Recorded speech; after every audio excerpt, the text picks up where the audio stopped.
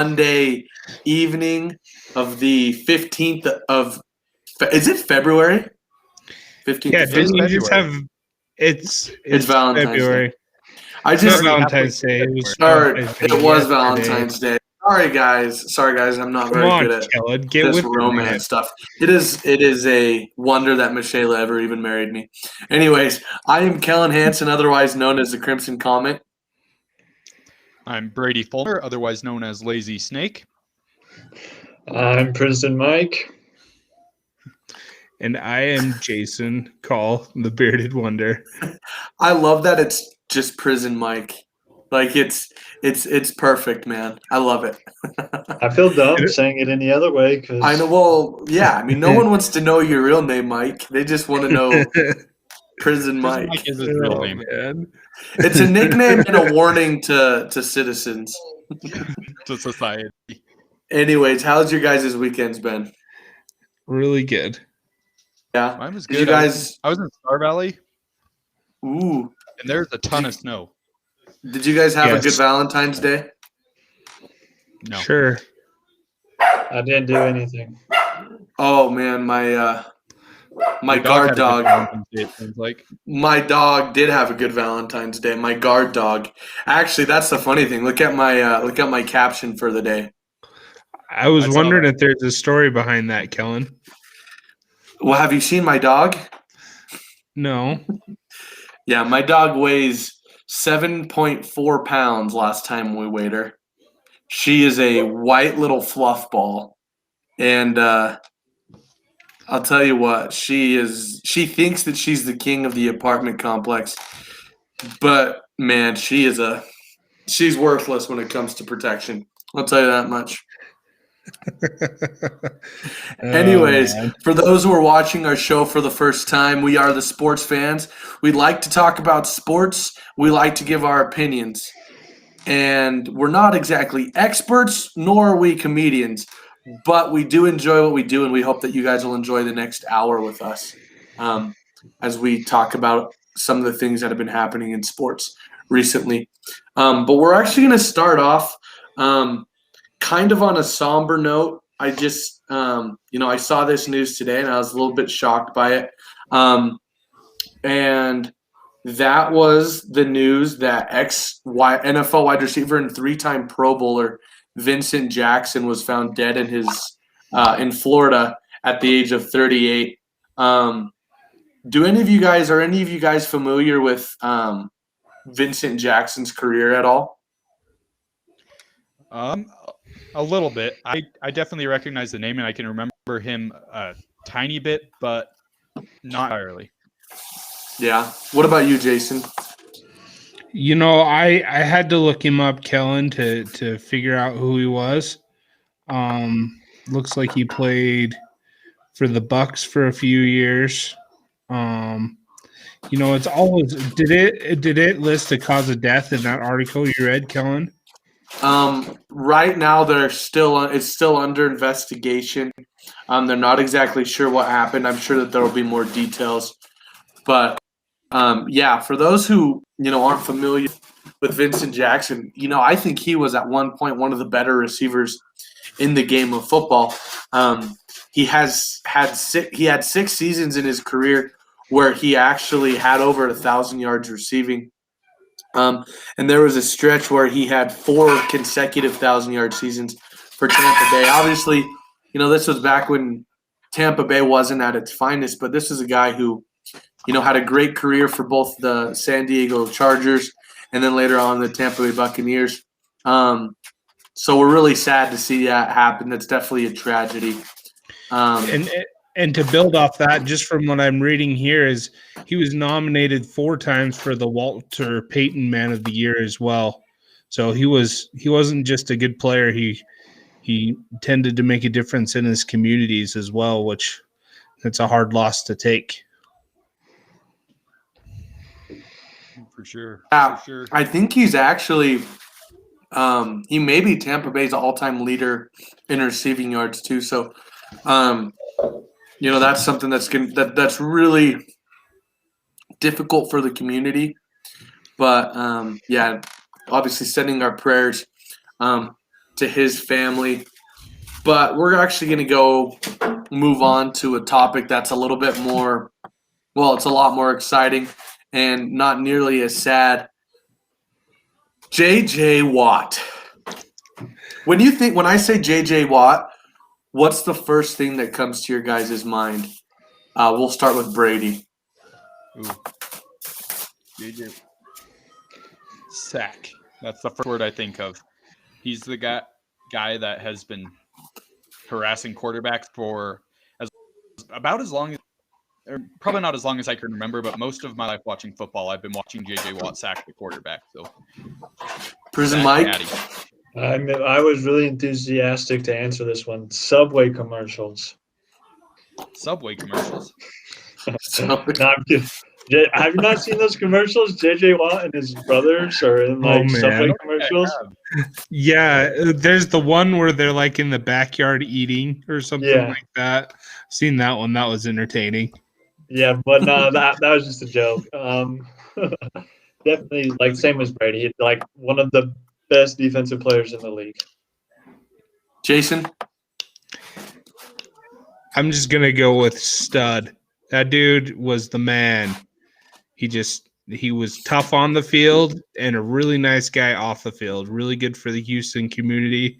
And I thought it was really classy the way he went about announcing that he was looking for a trade, kind of addressing the fan base himself before the news media could get a hold of it. Mm-hmm. Yeah, I would just say dominant. That's what it comes down to.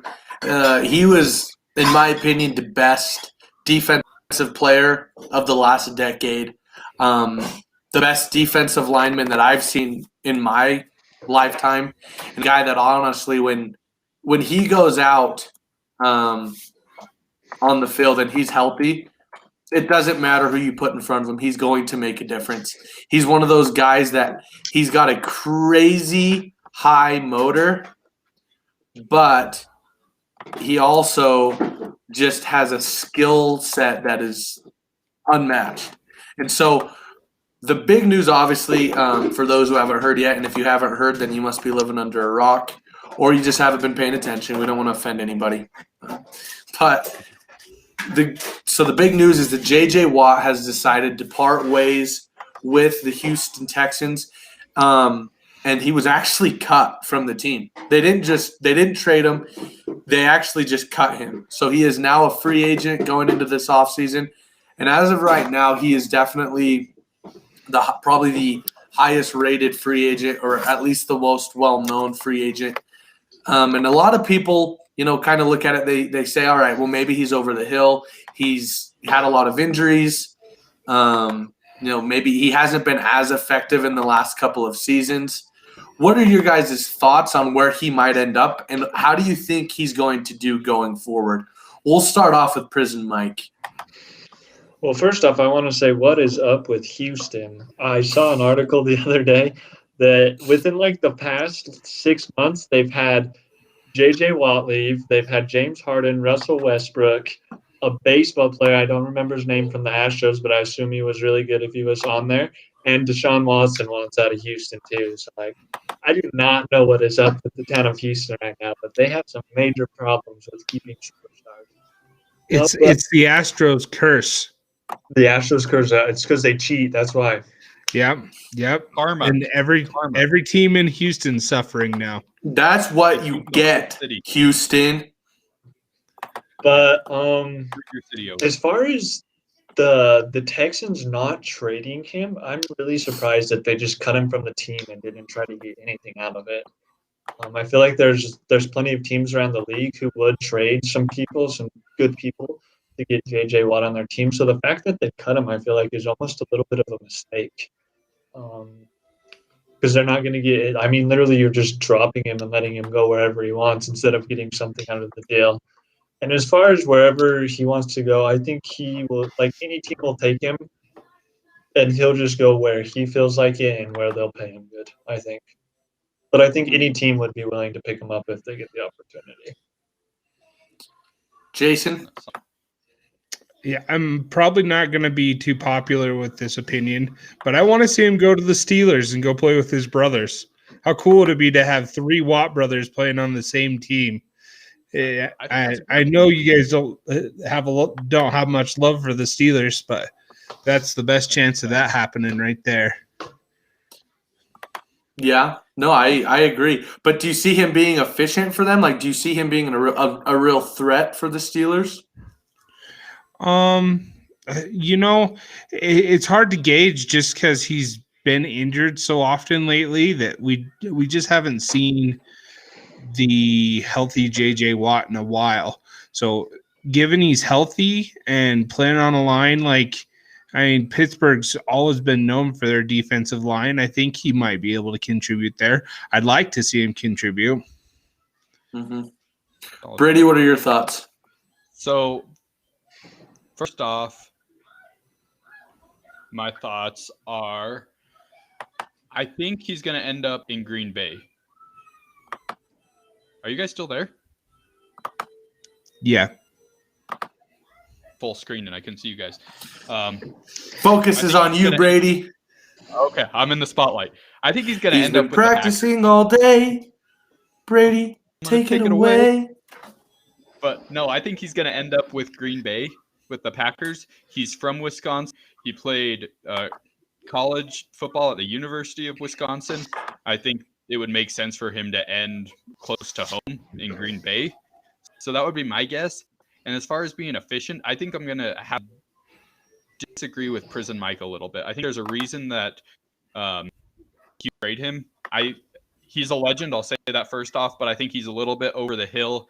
Obviously, we've seen that injury's been taking a toll on him. He's been as efficient in the couple years in the past, and I think that trend is going to continue. I think he's still going to make a couple of big plays every once in a while, but I feel like you can do a better defensive end that's a little bit younger at this point in J.J. Watt's career. What do you think, Kellen? Yeah, no, I think you guys all make good points. And look, I mean, J.J. Watt, the fact of the matter is that he's not nearly as efficient as he used to be. I mean, we're talking about a guy that at one point had 4 double-digit sack seasons in a row from 2012 to 2015. I mean, he was absolutely dominant. And there was a point where he was, a lot of people were saying, man, this guy could end up being the greatest defensive player of all time, right? But over the last couple of years, I mean, he's had some injuries, hasn't been able to get back to that same level that he was at back in 2014, 2015. But there are some things about J.J. Watt that I think that a lot of teams are going to look at. One of it is his leadership ability. I mean, if you want a good guy to have in the locker room, I don't know if you'll find someone better than J.J. Watt. Just his experience, how he'll be able to mentor a lot of the younger guys. And then obviously, that work ethic, I think it's contagious. So I think J.J. Watt, whatever locker room gets him, they're going to be very happy with the leadership aspect portion of it. In terms of football ability, look, he's not the same athlete that he was 5 years ago. It's just simple as that. But he still has a skill set that I think could put him in a position to be successful if he gets on the right team. And that's why I actually agree with Jason. I think that the Pittsburgh Steelers would be a really good fit for him. Just because with the edge rush of his brother TJ on the other side, he wouldn't be eating up as many double teams that like he has. Because everybody knows when they play the Houston Texans that they were going to have to put, have 2 guys looking at J.J. Watt. So I think if J.J. Watt gets the opportunity to go to the Pittsburgh Steelers, I think that he's going to have an opportunity to play with his 2 brothers, which for a fact that's going to be tempting.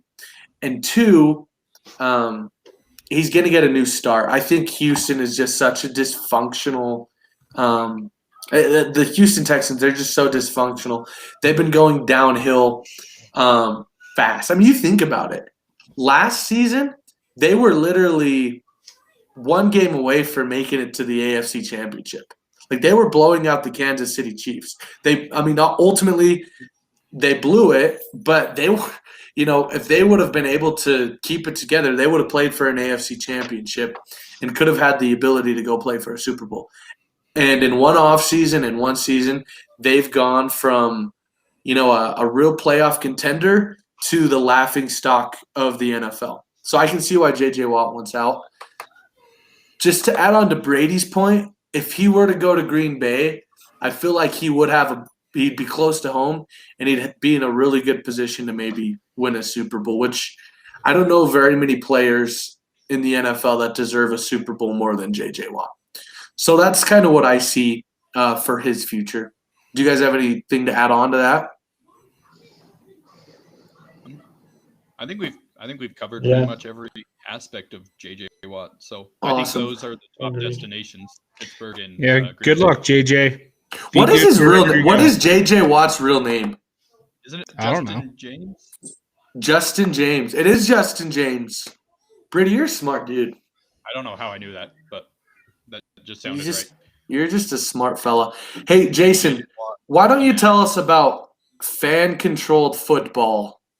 So I was actually just kind of going through YouTube and it popped up on my feed like 30 minutes ago and watched the highlight.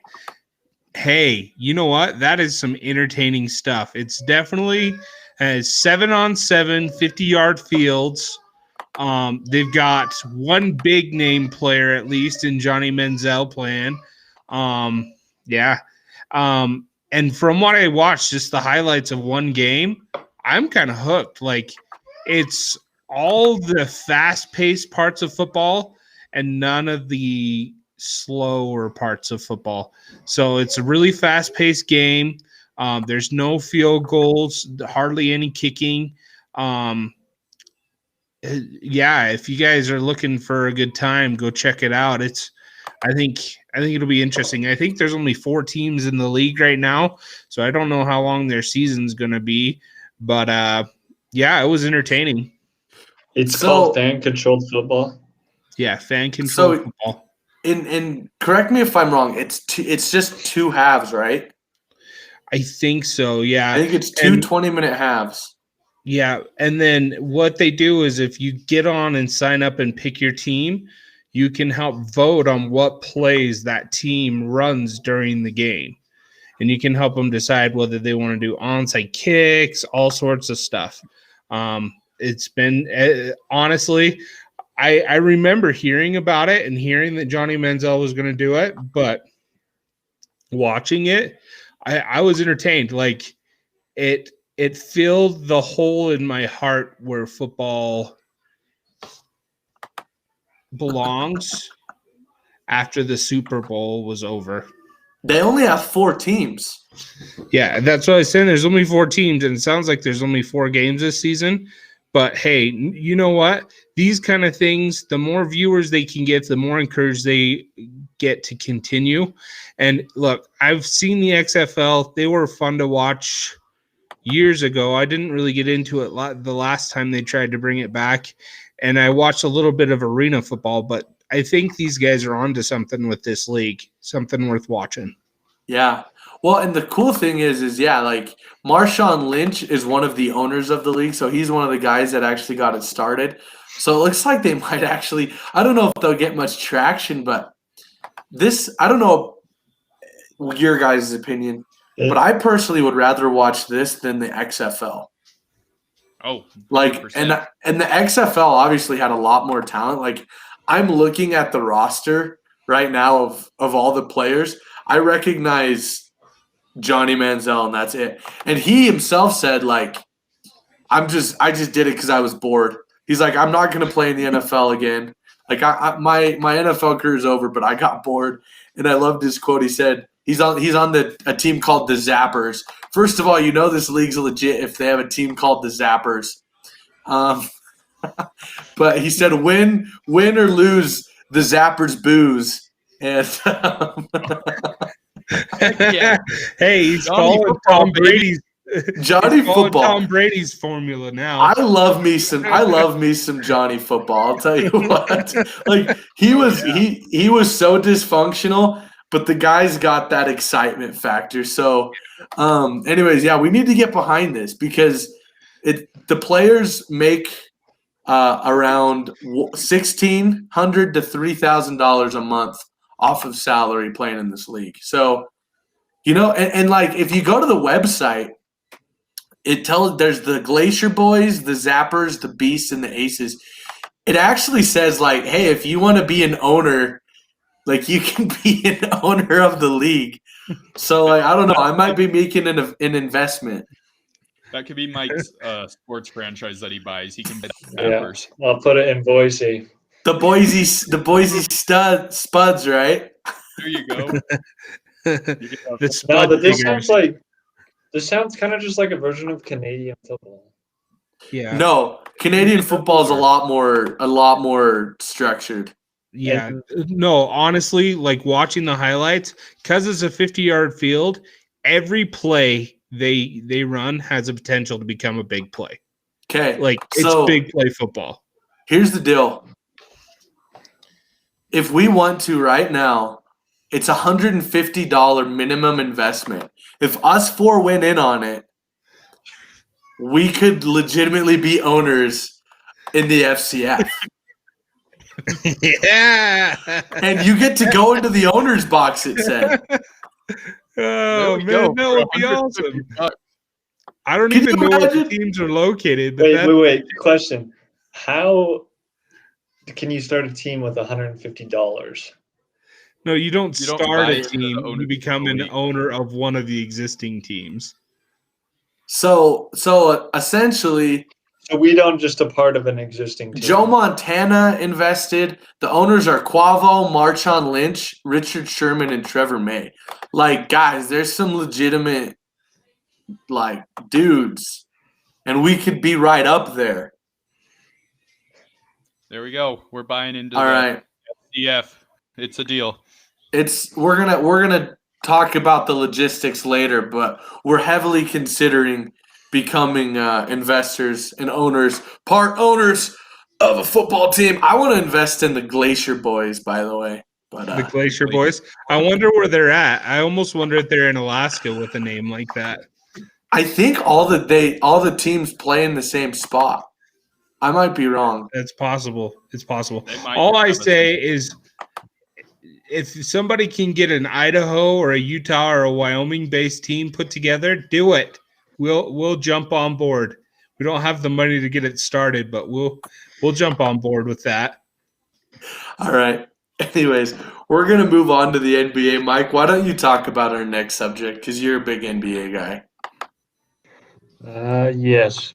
All right. So in the NBA, we'll just hop right into the Lakers are going to be having potentially they could have some problems because one of their best players, probably the best player after LeBron, Anthony Davis, has been injured recently.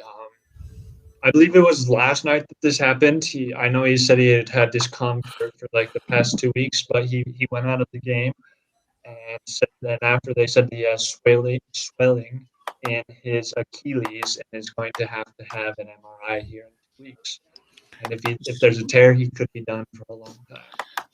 So the last report I saw on this, Brady, which was not Brady, Mike, which was released a couple hours ago, they're saying it's going to be a calf strain and he's going to be reevaluated in 2 to 3 weeks. So he's guaranteed to miss at least 2 to 3 weeks at this point. Probably more, though. Yeah. Is what it's kind of looking like. I saw that he's probably going to be out until at least, I think the date I saw was like March 11th or something like that. So that's about a month from now. Which, I feel like if you're not the Lakers, you never want to be happy for someone's injury, but if you're not the Lakers, this is your chance to kind of move up, get your place in the seeding. It's definitely a chance for the Jazz to extend that lead that they have in that first place in the West. But if you're the Lakers, this is an injury that really hurt because now you're down to just LeBron as your superstar instead of 2 superstars. Mm-hmm. But I think if you're the Lakers, you also have to understand that the worst thing you can do is rush him back. With an injury, when it comes to Achilles and calves. Look, that is a injury that is it is strained. It's so easily strained, and it's kind of a lingering injury. We see a lot of guys that get these types of injuries and they're rushed to action too soon, and it bothers them for the rest of the year, and it affects the way they play. And a lot of times they do more damage than they do good.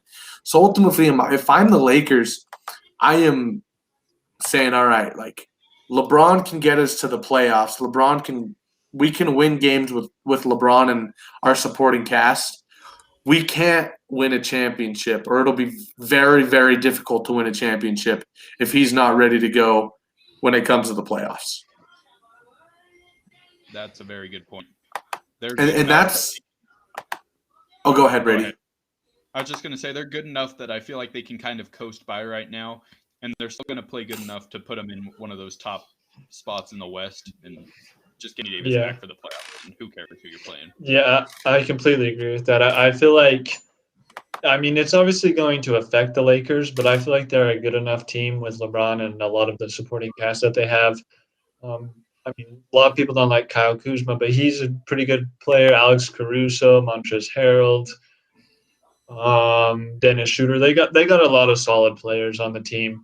And so, like you guys said, maybe they'll drop a few places, but as long as Anthony Davis is back for the playoffs, it doesn't really matter if they're the 8th seed in the West. Like, if he's back for the playoffs, they should be fine. Yeah. Though I think the biggest thing the Lakers are going to miss from Anthony Davis, not so much skill, is just size. The size he brings to that team. They're going to be playing a little bit more small ball, maybe even than they're used to at this point until he returns to that lineup. Mm-hmm. And LeBron won't get to rest as much because he'll have to do a little bit more. But it's LeBron. He should be okay. Yeah. He's Superman. Well, and then there's this guy, Stephen A. Smith, who decides he honestly, I think he would be better as like a soap opera star because he just is so dramatic. He is one of the most dramatic analysts I've ever seen. Like when it came out that he had Anthony Davis had aggravated his Achilles, he went on First Take and started talking about how the Nets can win now. Like now that Anthony Davis is hurt, the Nets are gonna win. And first of all, I don't know what his obsession is with the Nets, but like I swear, it's like LeBron stubbed his toe in the kitchen this morning while drinking his coffee. He's like, LeBron is out for the year. The Nets are gonna win. Like he is such a drama queen, and so he'd be a good fight promoter. Gosh, no, he wouldn't because he knows nothing about fighting. Have you ever seen him? What I mean is he's got the personality of a fight promoter. He can just take any little detail and just send it sky high and make. But that's why he is where he is. Like we don't agree with it, but everyone watches him because of how he is, like how he acts and what he says. That's why everyone watches him. So realistically, like we might not agree with what he says, but it's an amazing marketing technique. But here's the thing: is I think he agrees with what he says. Like, it's one thing to say stuff to stir up controversy and be like, I didn't really mean that. I just said it because I wanted to piss Jason off. But it's another thing to be like, LeBron James was shaving and cut himself, and now the Lakers franchise is going in the hole. Like, hey, that's he literally, I know, right? Thank you, thank you. But I just feel like he's so off, and I feel like. Obviously this is kind of significant and we'll see where it goes, but I'm confident that the Lakers are going to be very much in it, and I'm not very confident in the Nets like I am the Lakers. Do I think they're a good team? Obviously. Do I think that they're championship level like the Lakers? No. But yeah. I do like what it does for the Utah Jazz, and I'm glad we brought that up. It just gives them an opportunity to build that 1.5 lead they have on the Lakers right now. And if they can capitalize on that, that's huge for that team. I mean, I think we can all agree that team is overperforming what anybody expected them to do right now. And so I'd like to keep that going. Any luck they can get, great. I'm actually Yeah, you go ahead, Brady.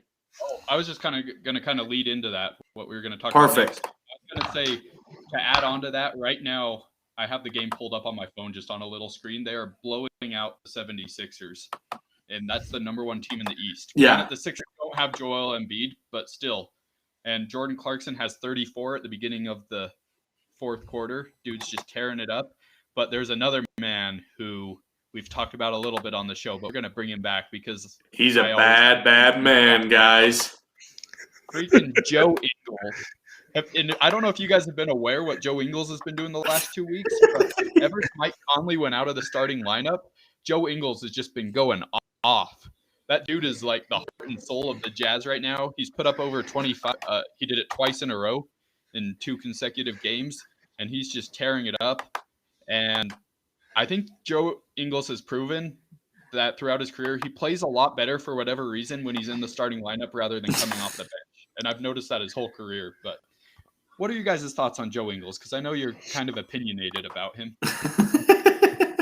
Jason, you go first. All I have to say is when Kellen and I agree on something, at 90% of the time, it ends up going the other way. I'm happy for Joe Ingles. Great job, Joe Ingles. I'm proud of you, man. You're proving you're making me reevaluate how I feel about you. Honestly, good for him. And you know what? I think he's in a perfect situation right now. As far as when Mike Conley's healthy, he's coming off the bench and is a nice little spark for them. If he can keep that up, I'd like to see him put in the 6th man of the year conversations.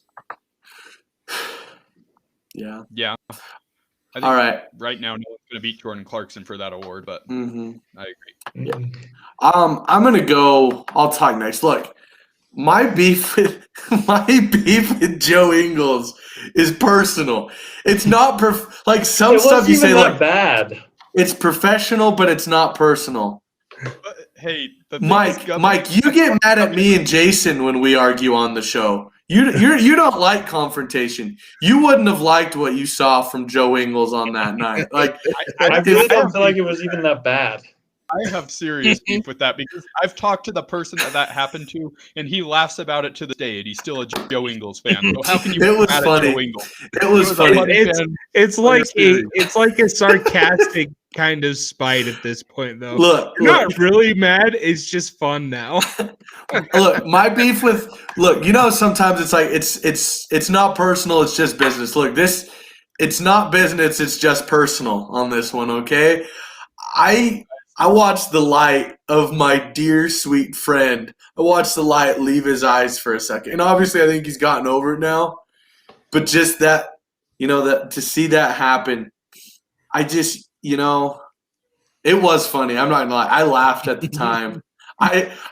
Jason was at that game too. And when I told him, he laughed pretty hard. But yeah, anyways, I'm happy for Joe Ingles. He actually just passed Pistol Pete Maravich on the Jazz all-time assists.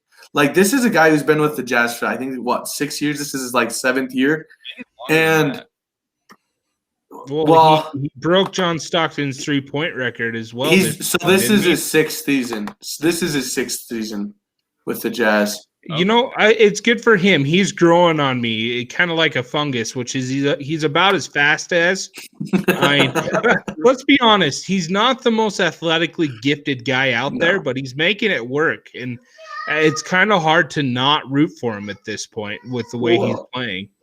And that's the thing is the fact that he's been so consistent for the Jazz. Has he ever been a superstar for the Jazz? No. But he's been so consistent for the Jazz. He does exactly what they need him to do, and he's done it ever he's been there. I wouldn't say he's ever really had a bad season for the Jazz. And honestly, he's improved every season too. It seems like, when he got there, and that's kind of when I started watching him, I was kind of like, man, why do the Jazz keep this guy around? He's slow. He's so unathletic. But he's gotten better every year he's been there, and it's been a pleasant surprise as a Jazz fan to see him not just, be a role player, but be one of the dudes. Like, this guy is going to be a Jazz legend when he retires. For sure. And sorry, go ahead. Sorry, I was just going to say, and the way he plays the game, he's just really gritty. He fits the typical Utah player. He reminds me of a lot of Matt Harpring back in the day, but he's got a better shot. Like I said, he's growing on me. Yeah. I was just going to say two things that stand out with Joe I love about him. The first one is kind of that like Australian like grittiness that he has, kind of like what Jason said.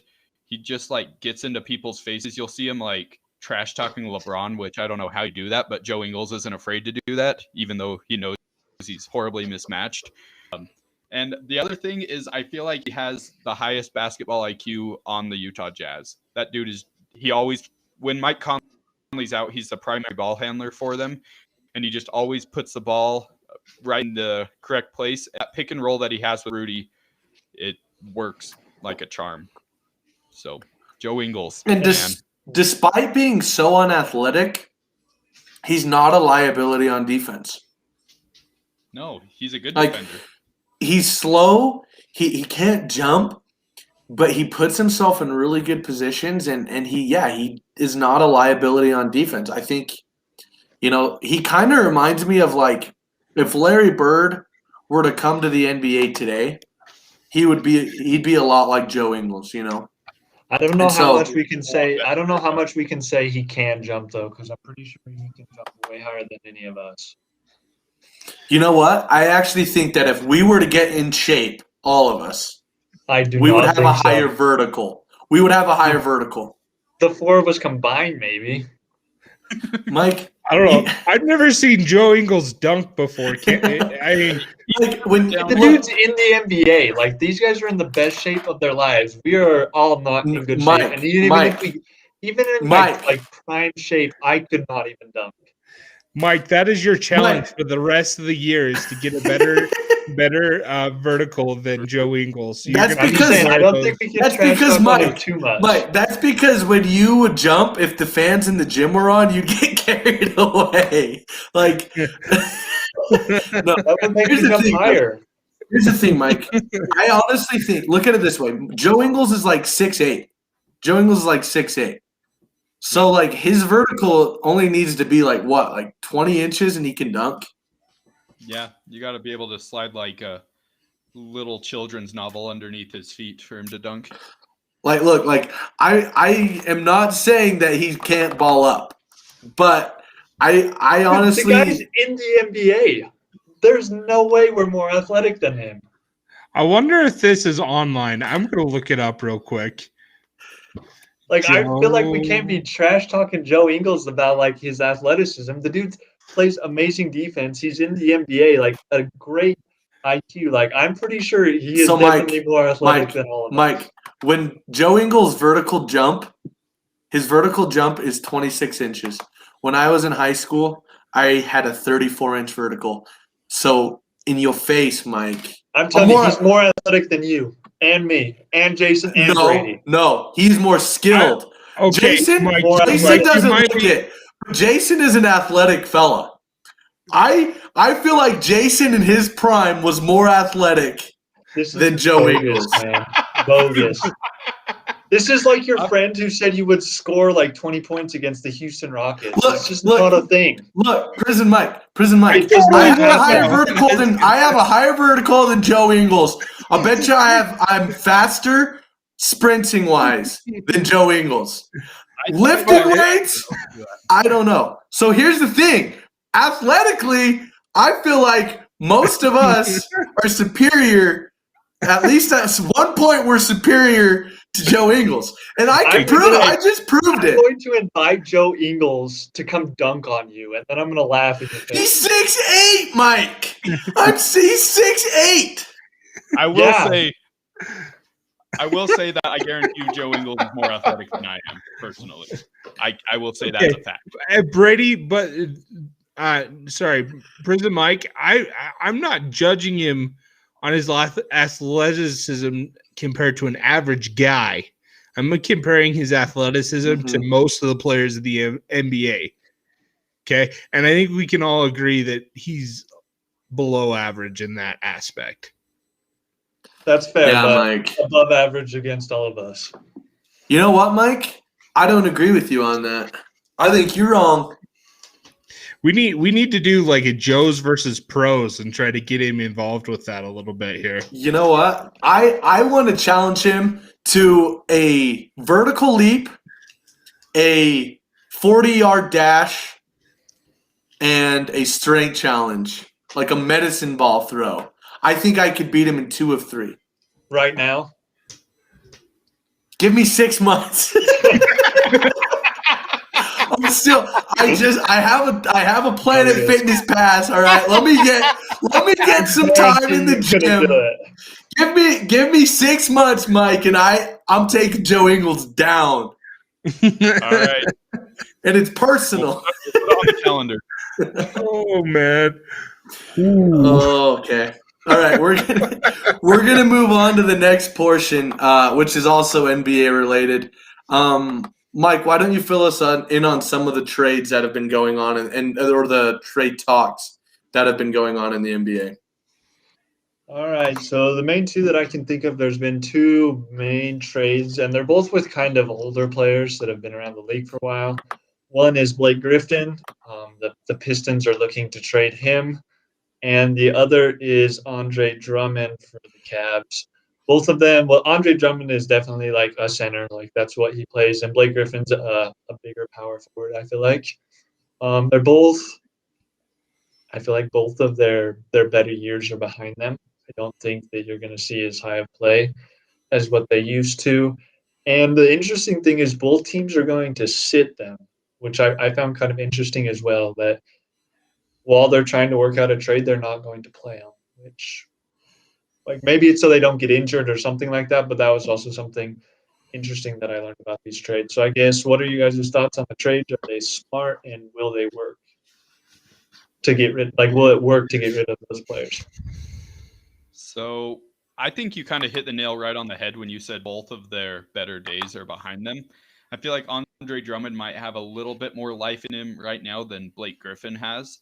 I think anyone that has been watching basketball can tell that Blake Griffin's gone a little bit downhill. And Andre Drummond, it makes sense the Cavs would want to get rid of him. The Cavs are loaded with big guys. They just got Jarrett Allen in that trade from the Nets. So I think they're kind of thinking that he'll take that role. But I feel like Andre Drummond is a better pickup right now overall for a team than Blake Griffin, but it definitely depends on the team's needs. If they need a guy to block shots and get rebounds, or if they need someone with a little more scoring, which obviously Blake Griffin's the guy for that. Yeah. What do you guys think? Jason? It kind of hurts me to see Blake Griffin the way he is right now. When he was younger, man, he was one of my favorite guys to watch, just the way he played the game. But you knew watching how he played, he was going to pay for it physically. And I think that's to where he is right now is how much can he do. And longevity wise, if I'm a team looking at Blake Griffin, I need to come to the realization that I'm not going to expect him to play a whole season healthily. And that's too bad. So I think Drummond is a more appealing prospect at this point.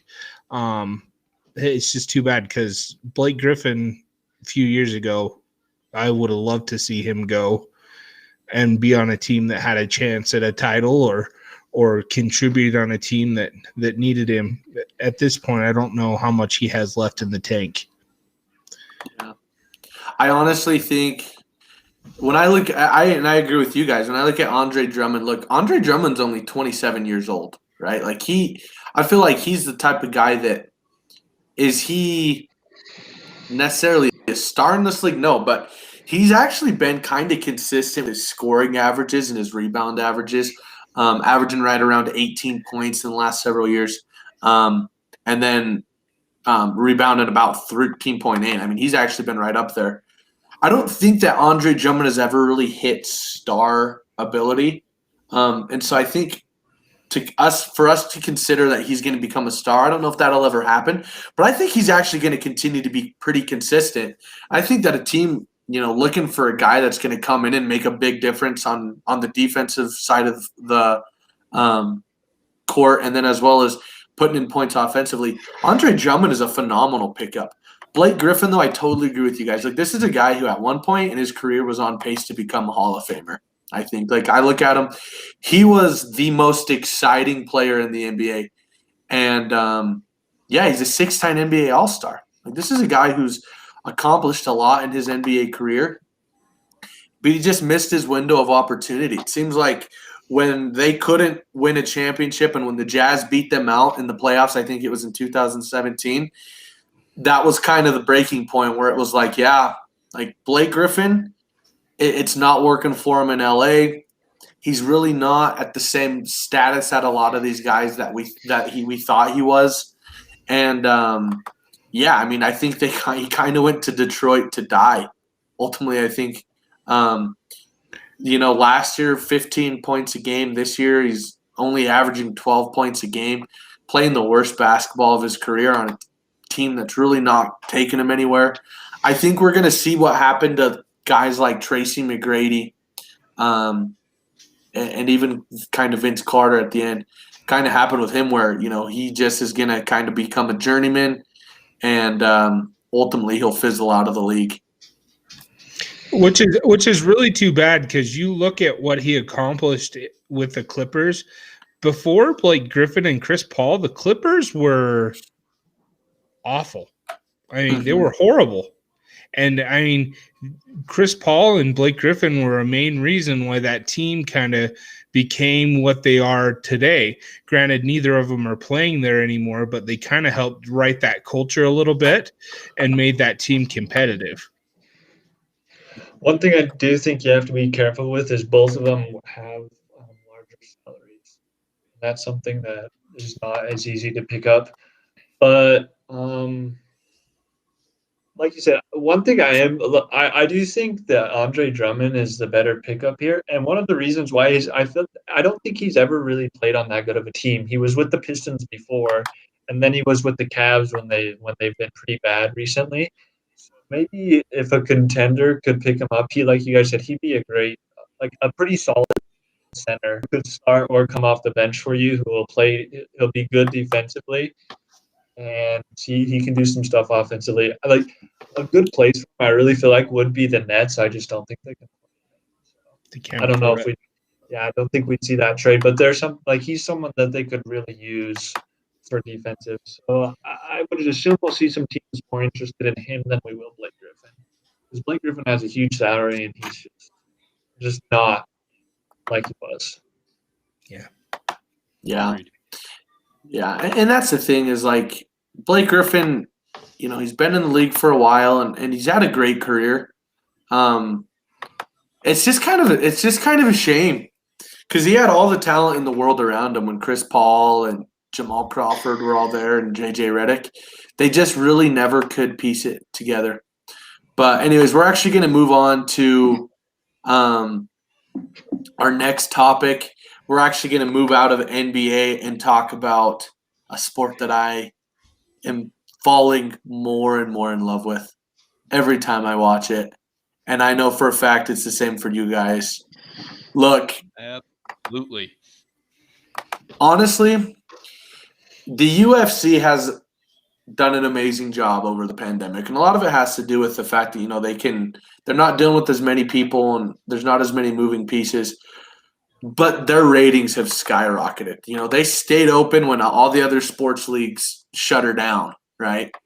And this last year, I became hooked to the UFC, not just paying attention, to Conor McGregor, because I feel like and Dana White talked about it in his last his last press conference. There's fans that they watch when it's Conor McGregor. And that's it. Like, if it's a big fight, but then there's guys that get into it and they actually know who all the big fighters are and they know what's going on. And I feel like we're starting to, as a group, we're starting to get up there. And this last pay-per-view, 258, honestly, I kind of slept on it a little bit. because I'm so excited for 259 on March 6th. And I know we all are, and we're planning on doing a big party, and we'll be talking about that a little bit more. Yeah. But can I just say, Kamaru Usman is a bad man. Brady, what are your thoughts? My thoughts are, I think I've been sleeping on Kamaru Usman. I think we all kind of have. Kamaru Usman and Dana White, I watched that same press conference as well, and Dana White mentioned it too, that he slept on a lot, and that he's one of the greatest welterweight fighters ever. Because what's his record now? He's 18-3 or something in MMA? He's 18 and I think he's 18-1. That was it. Yeah, 18-1. And Dana White said, they asked him if he's up there with GSP, with George St. Pierre, and Dana White was like, yeah, obviously he just broke one of his records, so he's up there with one of the greatest UFC fighters ever. And this dude's still in his prime and still wrecking people. Jason? If I was in the woods and I was attacked by a cougar, there would be no other man on the face of the planet I would rather have with me than Usman at this point. That dude's just... That cougar would be in trouble. Cougar would be in trouble. Cougar up. Yeah. No. So here's the thing. I'm not a huge Usman fan because he's kind of beefed with some of the guys that I really like. I'm a big Jorge Masvidal fan. I'm a big Kobe Covington fan. But look, watching him against Gilbert Burns, I wanted him to lose that fight. Like, I was rooting for Gilbert Burns. And Gilbert Burns is a phenomenal fighter. Like, that guy has power. He's like a world champion jiu-jitsu master. And yeah, like I did not want Kamaru Usman to win. But when I watched what he did in that ring, and when I see what he did to Masvidal and what I see what he did to Kobe Covington, this is a bad man. I mean, this guy he's really a wrestler. Like, ultimately that's what he is. He's a collegiate wrestler who came into the UFC, and man, did you guys see those jabs that he was throwing, that he was connecting with? I mean, a lot of times you'll see knockouts with, overhands or hooks or uppercuts, but he knocked Gilbert Burns out with jabs. His jab was so sharp and it was so quick. And this is a guy who may be the best welterweight fighter of all time, right up there with George St. Pierre, who a lot of people consider one of the GOATs of UFC. I'm telling you what, if Kamaru Usman keeps doing what he's doing and dominating people like he is, he will be in the GOAT conversation. And here's my question. All right, now here's where things get interesting. So the Nigerian Nightmare Kamaru Usman is a welterweight, right? Right. One weight class above him is middleweight. Who is the current middleweight champion of the world? Israel Adesanya. Israel Adesanya. Israel Adesanya is fighting Jan Blachowicz for the light heavyweight championship of the world on March 6th. And he's talking about how he wants to fight John Jones afterwards, and that's another story. John Jones, it's been confirmed he will fight the winner of the Ngannou Stipe Miocic fight. But here's my question. So first of all, Kamaru Usman and Israel Adesanya are really good buddies, and Kamaru Usman said he would never fight Adesanya. Yeah, I saw that.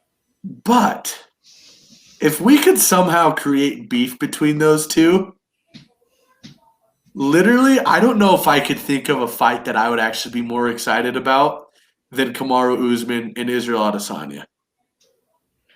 Even more than Israel Adesanya and John Jones? That's an intriguing one to me, but I'm telling you, man, Kamaru Usman, the way he does it and the way that Israel Adesanya do it right now, in my opinion, and we're saying that Khabib's retired, right? Like, I honestly believe he's retired. Apart from Khabib, who's retired, there is no two better fighters in the UFC right now than Kamaru Usman and Israel Adesanya. Agreed. And so that, in my opinion, would be the best fight that could happen in the UFC right now. Like the best, most intriguing, most even fight. It'll probably won't ever happen, but I hope someday those guys get in like a big fight and they're like, let's fight, because that would be a doozy. Do you think they fight at middleweight? There's no way Adesanya could drop down to welterweight, so no. Usman would probably have to come up to middleweight. Which I think he could. Uh-huh. I think he could come up. And that's the thing about Adesanya is like he is so content fighting at where he's at what, 170? Or no, he's 185. He's at 185. Right? Yeah. Yeah. He is like so content at 185. Like he's not even moving, he's not even gaining weight for the fight with Jan Blachowicz. Yeah. Like he has no desire to bulk up because he doesn't want to be slow. He doesn't want to put his body in a position that it's never been. He wants to fight him where he's at. So I think, Kamaru Usman would have to come up. But I'll tell you what, those two right now, they're so close in weight class, and the fact that they like each other kind of makes me sad because I'm telling you what, that would be the fight of all fights. And right now I'm telling you, Kamaru Usman, he's breaking records, but he is not getting enough credit for what he's done. I'm still not going to say I'm a huge fan, but this guy deserves to be considered as one of the best UFC fighters we've ever seen. So, absolutely. Yeah. Any other thoughts, Mike?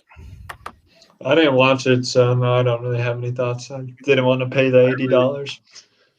I really liked watching. I really like Kelvin Gastelum, and he was fighting on one of the prelims, and I think that's a dude who's a bad dude. Who I know he fought Adesanya super close. It went all 5 rounds, and Adesanya couldn't knock him out, and he knocked out Adesanya. So he's a guy to keep an eye on in that middleweight division. See if he can work his way up and maybe get another shot at a title because he had a pretty good fight up winning.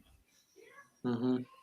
Look, like this 258 was a really good card. It was surprisingly good, guys. And we're not going to talk about it yet. We're not going to go into detail.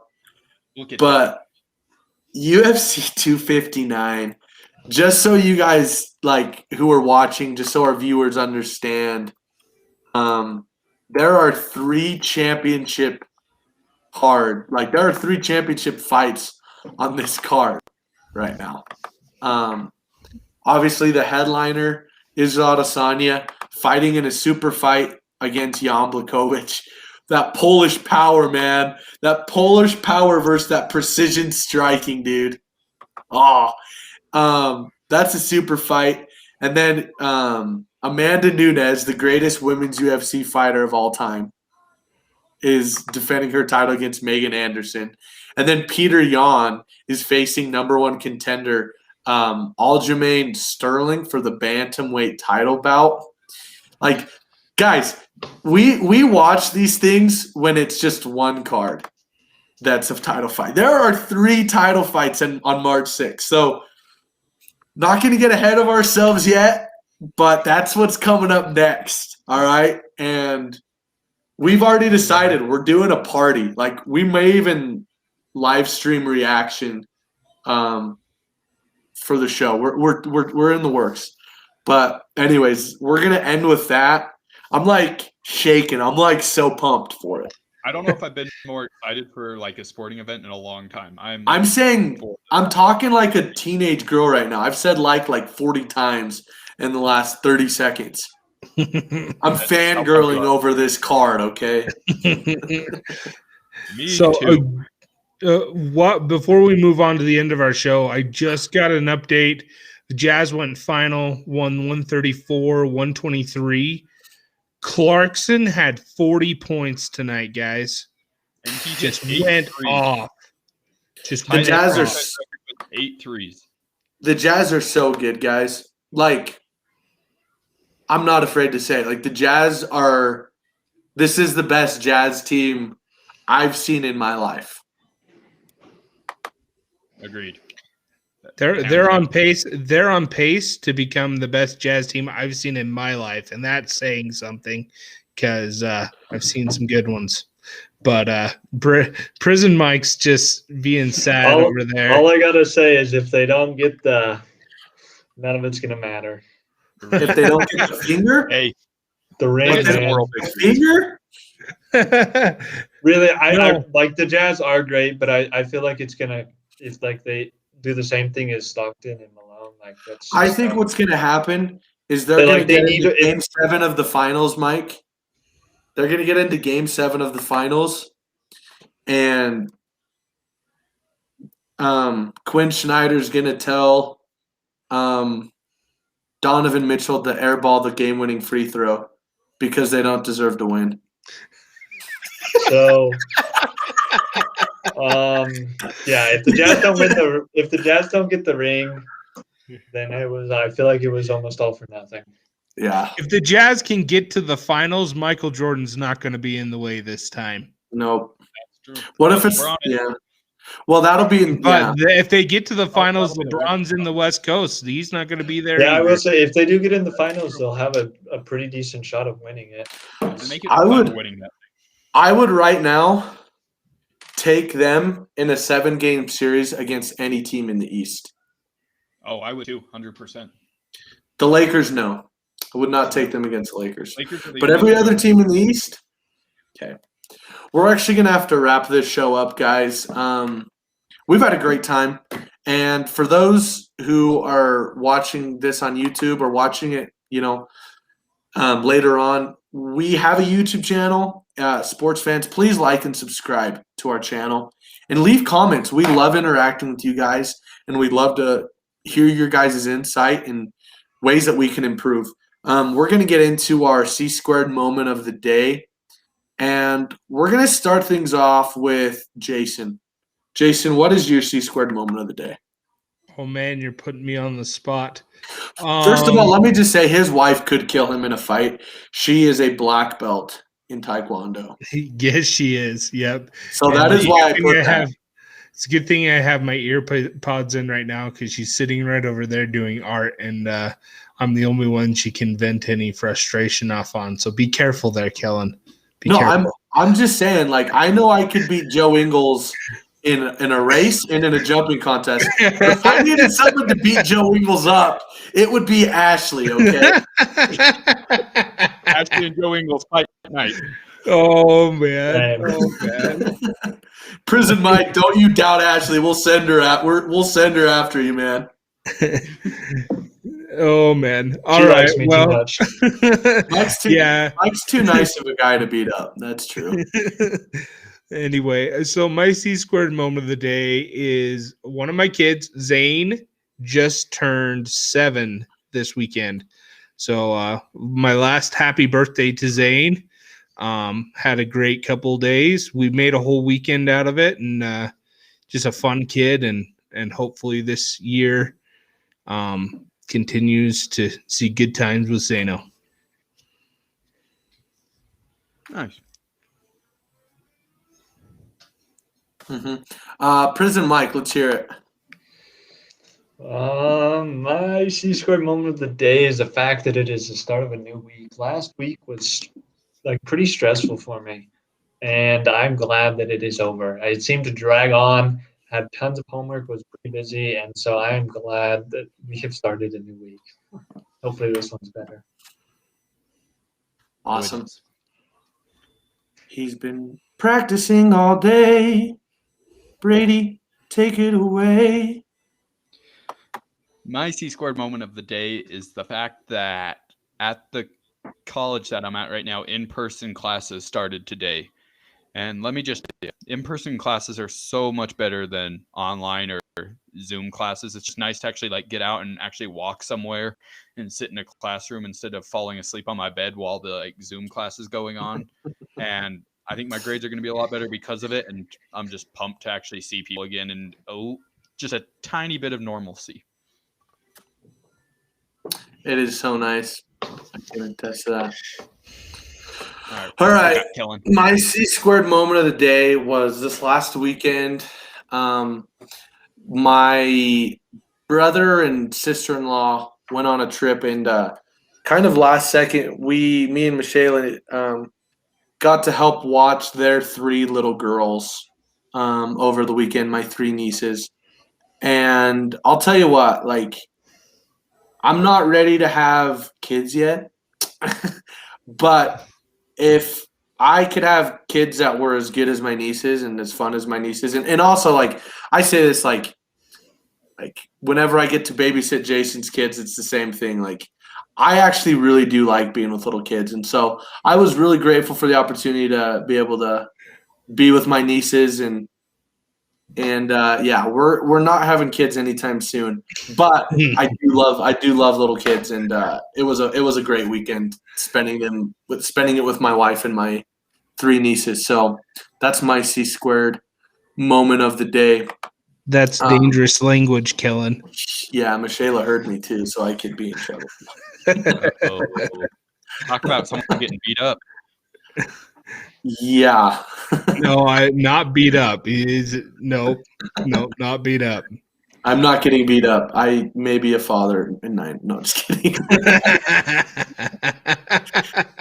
Whoa there. Anyways, we're gonna wrap things up. We've had a great time talking to you guys tonight.